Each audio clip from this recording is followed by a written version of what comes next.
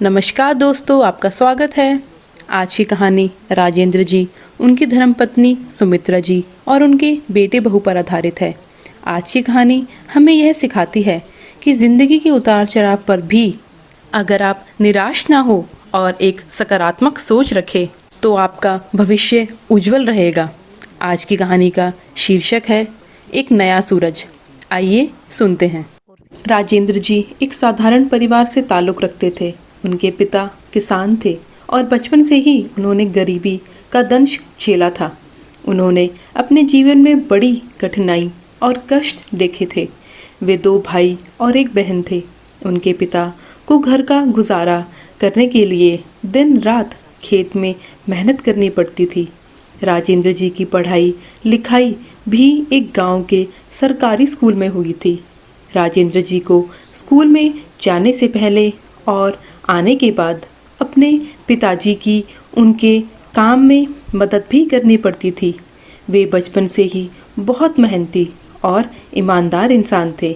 उन्हें पढ़ाई लिखाई से बहुत ही ज़्यादा लगाव था और वह दिल लगाकर मेहनत भी किया करते थे।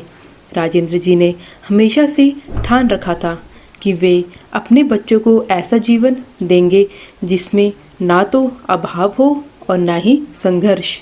अपनी मेहनत और लगन से उन्होंने सरकारी नौकरी पाई और धीरे धीरे एक उच्च पद तक पहुँचे। उनके जीवन का हर दिन संघर्ष और मेहनत का प्रतीक था। राजेंद्र जी की पत्नी सुमित्रा ने इंटर तक पढ़ाई की थी। वह बहुत ही सुंदर, समझदार और एक कुशल गृहिणी थी। उन दिनों लड़कियों की पढ़ाई लिखाई का ज़्यादा चलन नहीं था, लेकिन सुमित्रा जी आगे पढ़ना चाहती थी, लेकिन ऐसा नहीं हो सका और उनकी शादी करा दी गई। सुमित्रा जी को शुरू में बहुत कठिनाइयों का सामना भी करना पड़ा। वह पूरा दिन घर के कामों में और अपने सास ससुर की सेवा में ही लगी रहती थी। पति अक्सर नौकरी के सिलसिले में बाहर जाते रहते थे, तो उसे घर की सारी जिम्मेदारियां अकेले ही उठानी पड़ती थी।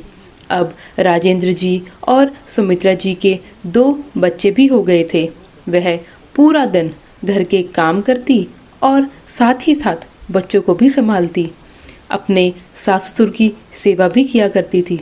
अब उन दोनों पति पत्नी ने मिलकर यह ठान लिया था कि जो कष्ट उन्होंने अपनी ज़िंदगी में देखे हैं और जिन सपनों को वह पूरा ना कर पाए, उन्हें वह अपने बच्चों को पढ़ा लिखा कर और उन्हें ही कामयाब करके पूरा करेंगे। जब राजेंद्र जी की ट्रांसफ़र दूर एक बड़े शहर में हो गई, तो वह अपने बच्चों और पत्नी को लेकर शहर में आगे बस गए।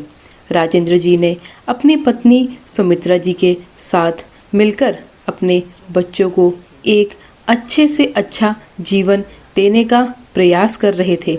उन्होंने अपने बच्चों को सरकारी स्कूल में ना पढ़ाकर शहर के एक बड़े पब्लिक स्कूलों में पढ़ाया और उनके सपनों को पूरा करने में कभी भी कोई कसर नहीं छोड़ी। उनके बच्चे भी पढ़ने में बहुत ही होशियार थे। उनका बड़ा बेटा पढ़ लिखकर एक इंजीनियर बन गया था और छोटा बेटा एक डेंटिस्ट। समय के साथ सुमित्रा जी बीमार रहने लगी थी। डॉक्टर ने भी बताया कि उनको शायद कैंसर है। राजेंद्र जी ने उनका बहुत इलाज करवाया, लेकिन उनको वह बचा ना सके और एक दिन वह इस दुनिया से हम सबको छोड़कर चली गई। पत्नी के निधन के बाद राजेंद्र जी जैसे कुछ टूट से गए थे। अब तो वह अपने आप को अकेला महसूस करने लगे थे, क्योंकि सुमित्रा जी ने जीवन में हर क्षेत्र में, हर मुसीबत में उनका साथ दिया था और हमेशा कंधे से कंधा मिलाकर उनके साथ वह खड़ी रहती थी। पत्नी के निधन के बाद भी उन्होंने अपनी जिम्मेदारियों को निभाते हुए अपने दोनों बेटों की शादियां करवाई और सोचा कि अब उन्हें अपने बच्चों के साथ कुछ सुकून भरे दिन बिताने का मौका मिलेगा और समय मिलेगा। लेकिन सुमित्रा जी के जाने के बाद घर का माहौल कुछ धीरे धीरे बदलने लगा, क्योंकि राजेंद्र के दोनों बेटे पढ़ लिख कर कामयाब हो गए थे। तो उनकी शादी भी बहुत ही सुंदर और सुशील और अच्छे घर की लड़कियों से करवाई गई थी। दोनों बहुएं काफ़ी पढ़ी लिखी और आधुनिक विचारों वाली थी। शुरू शुरू में सब कुछ बहुत ही अच्छा चल रहा था।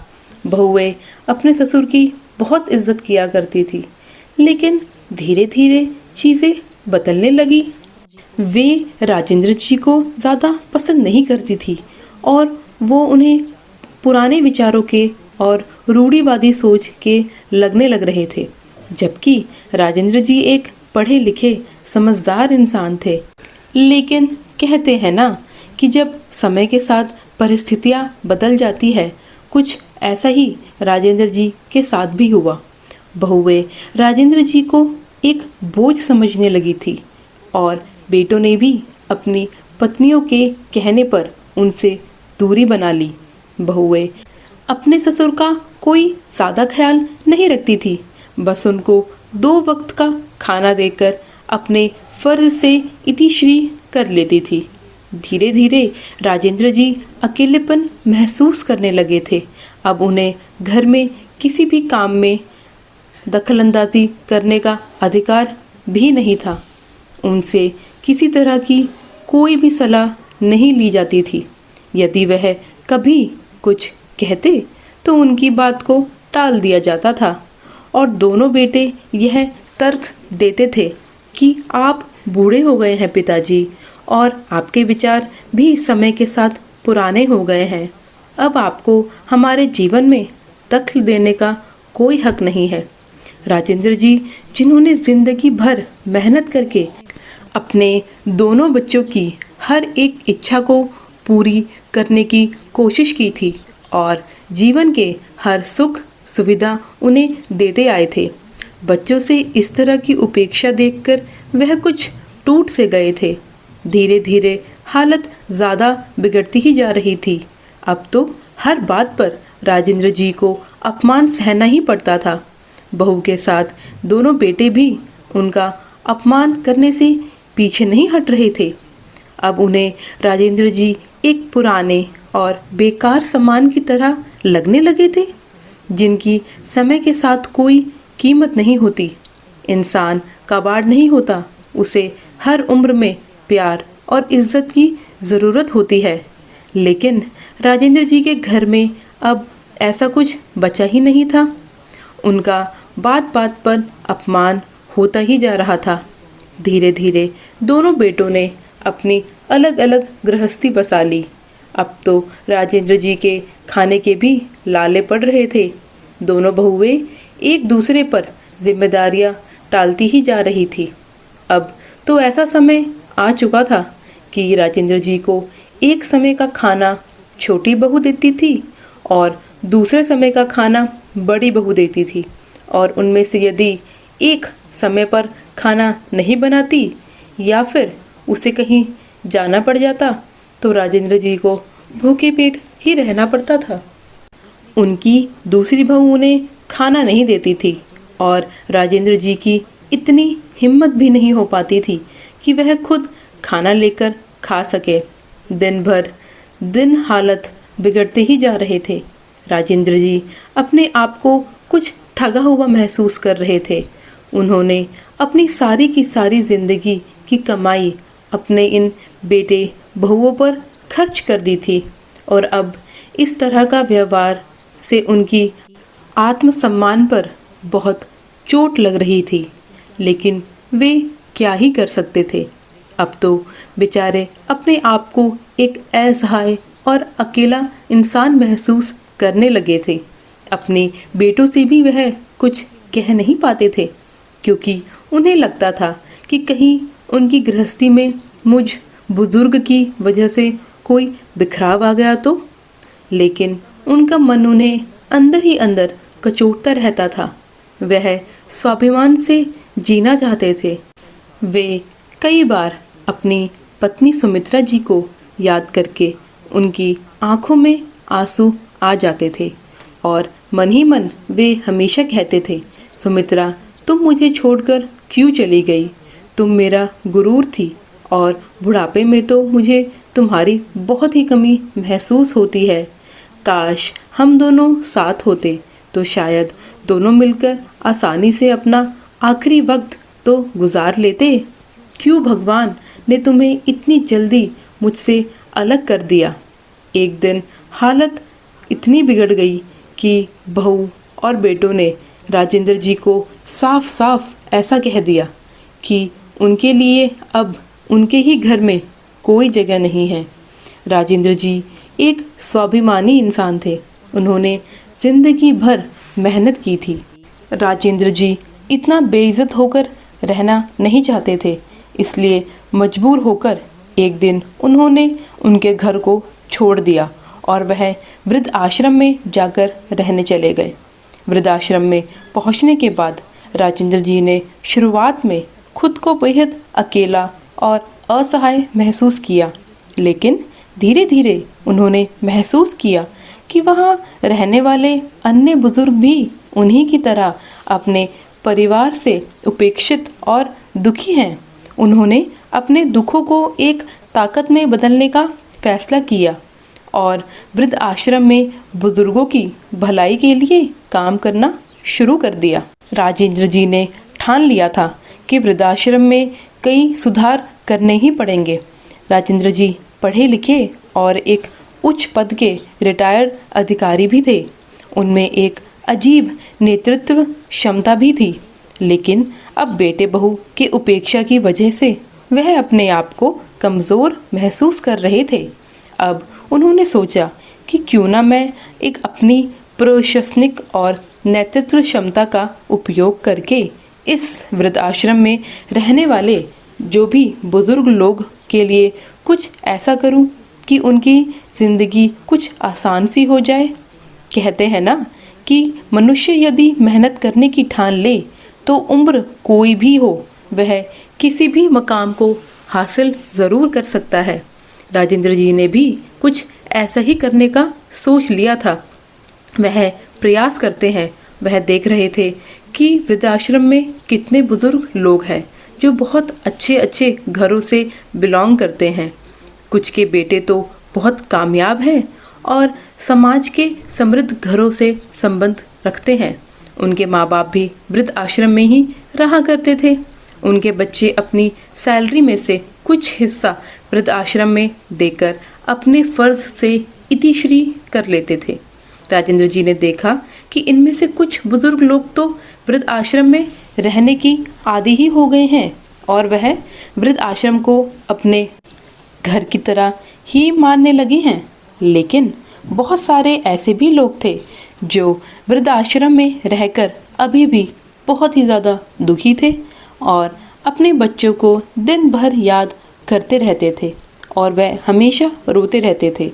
अब राजेंद्र जी ने सोचा कि क्यों ना मैं कुछ ऐसा करूं कि मेरे साथ साथ ये लोग भी अपने परिवार और बच्चों की झूठी ममता और मक्कारी को भूलकर अपना जीवन फिर से जीना शुरू करें।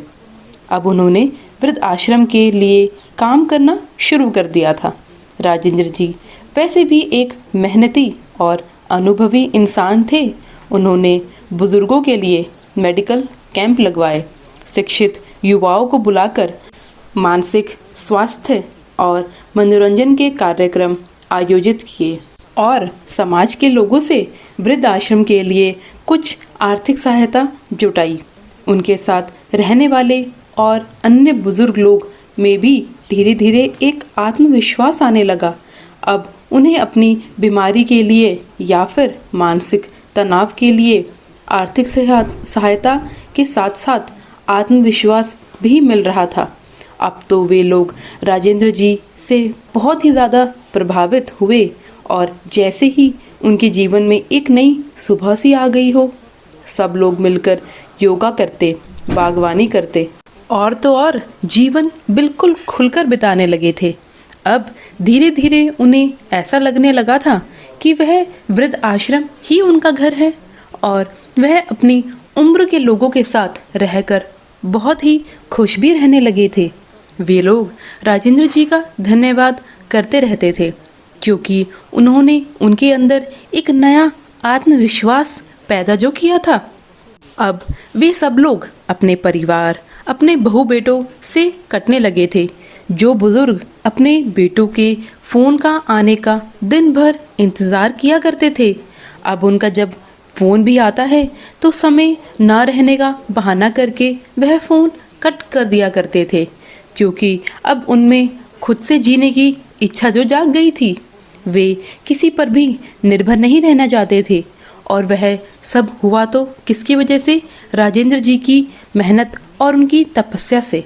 उनके प्रयासों से वृद्ध आश्रम ने न केवल रहने का एक बेहतर जगह बन गई, बल्कि समाज के लिए प्रेरणा का केंद्र भी बन गया था। राजेंद्र जी के कामों की चर्चा हर जगह होने लगी थी। उन्होंने वृद्धजनों के अधिकारों के लिए आवाज़ उठाई थी और उनके जीवन को बेहतर बनाने के लिए योजनाएं भी शुरू की थी। उनके प्रयासों से वृद्ध आश्रम में रहने वाले बुजुर्ग लोगों का जीवन न केवल बेहतर बन गया था, बल्कि उनमें आत्मविश्वास भी कूट कूट कर भर गया था।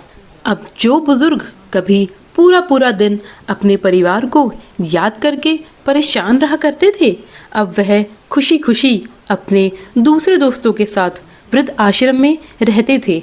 अब तो जब कभी उनके बच्चे उनसे मिलने भी आते तो उन्हें वृद्ध आश्रम का माहौल देखकर बहुत ही अच्छा लगता था। धीरे धीरे यह बात आश्रम से बाहर जाने लगी और राजेंद्र जी के द्वारा किए गए कार्यों की चर्चा पूरे शहर में होने लगी थी। स्थानीय स्तर से शुरू हुई यह चर्चा धीरे धीरे राष्ट्रीय और फिर अंतर्राष्ट्रीय स्तर तक होने लगी थी। उनके कामों ने उन्हें प्रसिद्धि दिलाई और उन्हें कई प्रकार के पुरस्कारों से सम्मानित भी किया गया। लेकिन राजेंद्र जी को किसी प्रकार के पुरस्कार का कोई कभी भी मोह नहीं था। राजेंद्र जी के लिए यह सब केवल उनके एक उद्देश्य का हिस्सा था। वह अपने जैसे उपेक्षित बुजुर्गों का सम्मान और खुशी की जिंदगी दिलाना चाहते थे। राजेंद्र जी की उपलब्धियों की खबर उनके बेटे और बहुओं तक भी पहुंची। अब तो उन्हें अपने पिता पर गर्व होने लगा था। जो पिता उन्हें फूटी आंख नहीं सुहाते थे, उन्हें इस तरह से प्रसिद्धि मिलते देख उनसे मिलने के लिए वे दोनों बेताब हो रहे थे। अब तो दोनों बेटे और बहुएं अपने बच्चों को भी उनके दादाजी के बारे में उनकी कहानियां सुनाने लगे थे और उनकी हर वह बात जो उन्हें बुरी लगा करती थी, अब उन्हें अचानक अच्छी लगने लगी थी। अब उनके बेटों को अपने पिता की महानता का एहसास होने लगा था और उन्हें अपनी गलतियों पर भी पछतावा हो रहा था। अब वो अपने पिता को वापस घर लाना चाहते थे। दोनों बहुएं और बेटे मिलकर वृद्ध आश्रम में अपने पिता को वापस ले जाने के लिए आए और उनसे माफ़ी मांगते हुए वे सब कहने लगे, पिताजी हमें माफ़ कर दीजिए, हमसे बहुत ही बड़ी गलती हो गई थी। अब आप हमारे साथ वापस घर लौट आइए। हम आपसे वादा करते हैं कि आपको किसी भी तरह की कोई प्रॉब्लम नहीं होगी। लेकिन राजेंद्र जी ने घर लौटने से इनकार कर दिया। उन्होंने कहा, यह जो वृद्धाश्रम है ना बेटा, यही मेरा परिवार है अब, और मैं यहाँ रहकर बुजुर्गों की सेवा करना चाहता हूँ। राजेंद्र जी ने कहा, मेरे बच्चों, तुमने जो किया उसकी मुझे तुमसे कोई शिकायत नहीं है। क्यों? क्योंकि अगर तुम मेरे साथ ऐसा व्यवहार नहीं करते तो शायद मैं कभी आगे बढ़ता ही नहीं। यहाँ आकर वृद्ध आश्रम में इन बुजुर्गों के लिए कुछ नहीं कर पाता शायद। दोस्तों, कई बार हमारे साथ ऐसी घटनाएं हो जाती है जिससे हम अपने आप को बहुत असहाय और बेबस समझने लगते हैं। लेकिन यदि हम आत्मविश्वास को बनाए रखें और कुछ करने की ठान ले तो यही परिस्थितियाँ हमारे लिए प्रेरणा स्रोत बन जाती है। राजेंद्र जी के साथ भी कुछ ऐसा ही हुआ था। उन्होंने अपने दुख को अपनी प्रेरणा बना लिया था और अपने साथ साथ अपने जैसे बहुत सारे वृद्ध आश्रम में रहने वाले लोगों के लिए सम्मान का कारण बन गए थे। उन्हें सम्मान मिलने लगा था। दोस्तों, यह कहानी इस संदेश के साथ समाप्त होती है कि जीवन में किसी भी परिस्थिति में हार मानने की बजाय यदि अपने दुख को ताकत बनाया जाए तो वह दूसरों के लिए एक प्रेरणा भी बन सकता है। सम्मान और खुशी किसी बाहरी रिश्ते पर निर्भर नहीं करते। अपने कर्मों और विचारों से इंसान खुद को और दूसरों को खुशियों का माध्यम बना सकता है। तो दोस्तों, यह थी आज की हमारी कहानी। आपको कैसी लगी आप कमेंट सेक्शन में ज़रूर बताएं, और अगर आप इस चैनल पर नए हैं तो प्लीज़ इसे सब्सक्राइब करें। धन्यवाद।